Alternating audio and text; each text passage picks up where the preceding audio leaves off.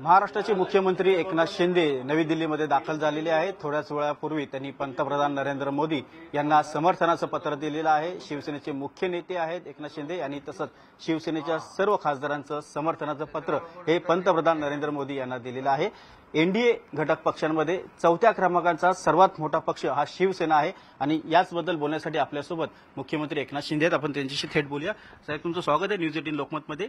NDA सत्ता स्थापन करते आहे आणि या एनडीएमध्ये सगळ्यात मोठा चौथ्या क्रमांकाचा पक्ष हा शिवसेना आहे। तुम्ही समर्थनाचं पत्र दिलंय, एक ऐतिहासिक क्षण आहे आणि ऐतिहासिक घटना आहे। खरं म्हणजे आज मला आनंदही आहे, समाधान आहे की आदरणीय प्रधानमंत्री नरेंद्र मोदीजी हे तिसऱ्यांदा प्रधानमंत्री होत आहेत आणि त्यांची हॅट्रिक होतीये आणि त्यांना आज समर्थनाचं पत्र आम्ही दिलं।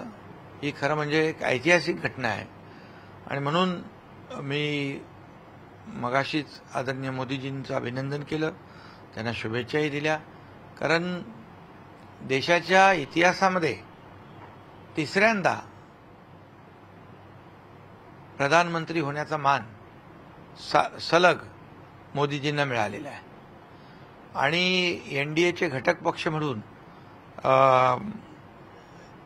चंद्राबाबू असतील, नितीश कुमार असतील आणि त्यांच्यानंतर आमचा शिवसेना पक्ष जो आहे, त्यामुळे आज सर्व घटक पक्षांची बैठक होती आणि सर्वांनी एकमुखाने एकमताने मोदीजींना आपला नेता म्हणून निवडला आणि लवकरच मोदीजी प्रधानमंत्री होतील, शपथविधी होईल आणि या देशाला एक जे काही नेतृत्व लाभलं होतं गेले 10 वर्ष, ज्या 10 वर्षामध्ये या देशाला एका उंचीवर नेण्याचं काम, अर्थव्यवस्था मजबूत करण्याचं काम, अनेक योजना, अनेक निर्णय जे आतापर्यंत झाले नव्हते, जगाच्या नकाशावर भारताला मानसन्मान मिळवून देण्याचं काम मोदीजींनी केलं।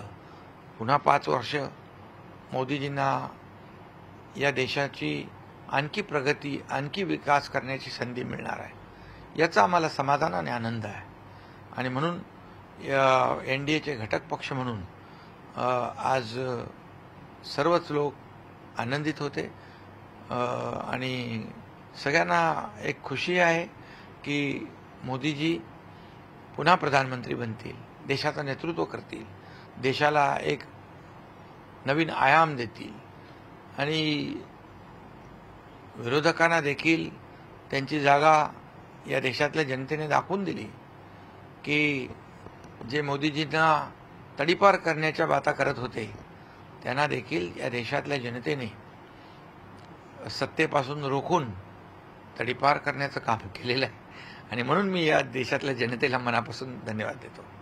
तुम्ही सर शिवसेनेचे मुख्य नेते आहेत, जे आकडेवारी समोर आलेली आहे मतमोजणीनंतर जे 19% एक वाटा होता राज्यामध्ये सर्वपक्षीय शिवसैनिकांचा, जो काय वोटिंगचा जो काय जनाधार होता तो, त्यामध्ये सर्वाधिक 14% वोटिंग जे आहे ते शिवसेनेला म्हणजे धनुष्यबाणाला झालेलं आहे आणि 4% जे आहे ते ठाकरे गटाला झालेलं आहे। याबद्दल आपली काय प्रतिक्रिया? नाही, मला समाधान आहे की या निवडणुकीमध्ये अॅनालिसिस केल्यानंतर जी मूळ शिवसेनेची 19% मतदान जे होतं त्यापैकी 14.5% या निवडणुकीमध्ये धनुष्यबाणाला मिळाले आणि उर्वरित 4.5% जे आहे उभाटाला मिळालं आणि बाकी कुठून कुठून मिळालं ते तुम्हाला माहीत आहे।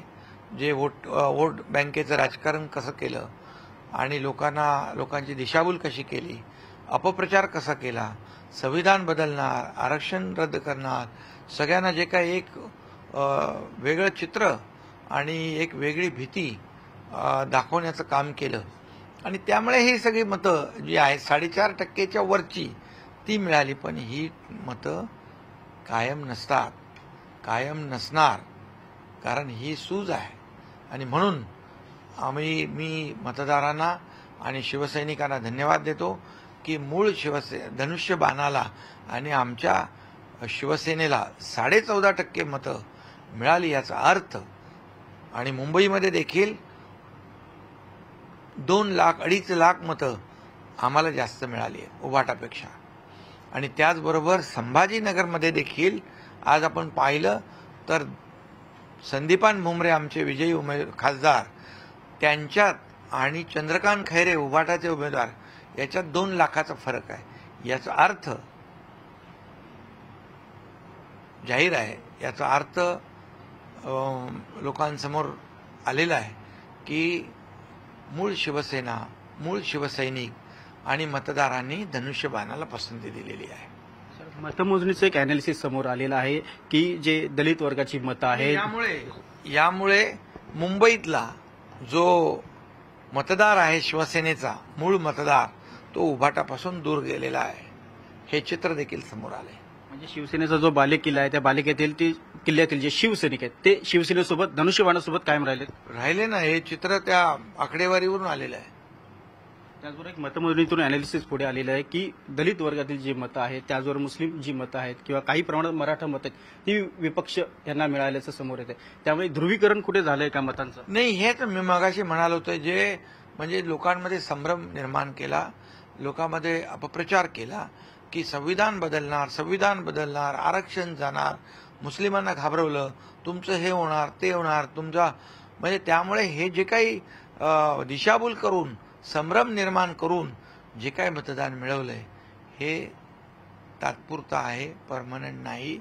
आणि संभ्रम दूर झाल्यानंतर यांचा खरा चेहरा लोकांसमोर, जनतेसमोर येईल. शिवसैनिकांची पारंपरिक मतं राखण्यात शिवसेनेला यश मिळालेलं आहे, धनुष्यबाणाला वोटिंग झालं असं तुम्ही सांगतात. त्यामुळे येणाऱ्या विधानसभा निवडणुकीमध्ये याचा खूप मोठा परिणाम दिसून येईल का? बिलकुल. येणाऱ्या विधानसभेच्या निवडणुकांमध्ये याचा मोठा परिणाम आपल्याला दिसेल.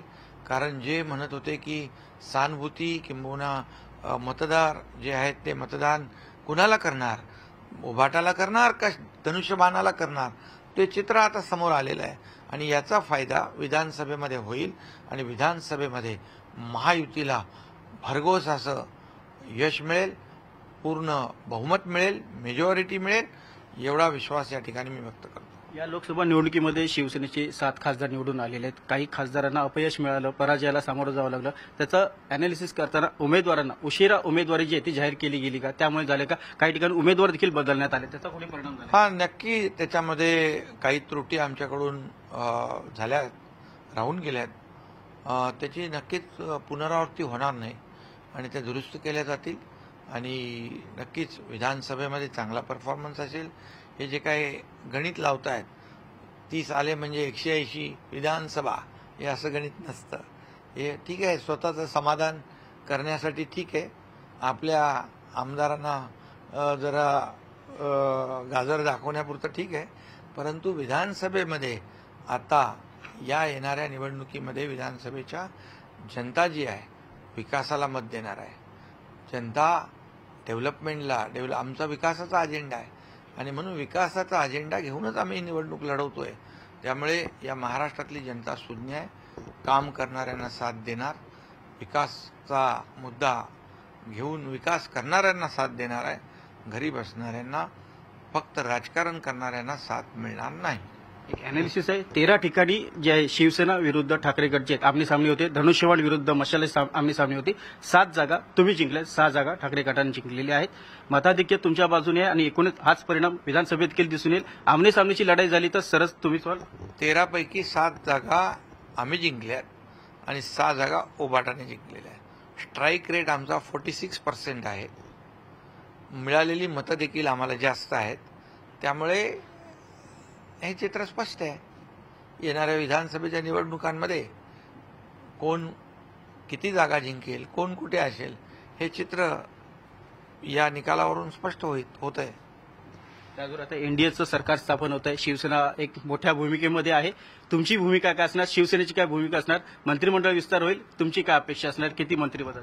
नाही, आम्ही तर आज आलोय खरं म्हणजे मोदीजींना द्यायला, म्हणजे समर्थन द्यायला. आम्ही देणारे आहोत आणि म्हणून आज आम्ही आदरणीय मोदीजींना पाठिंबा द्यायला आलेलो आहे. बाकी गोष्टी काय होत राहतात.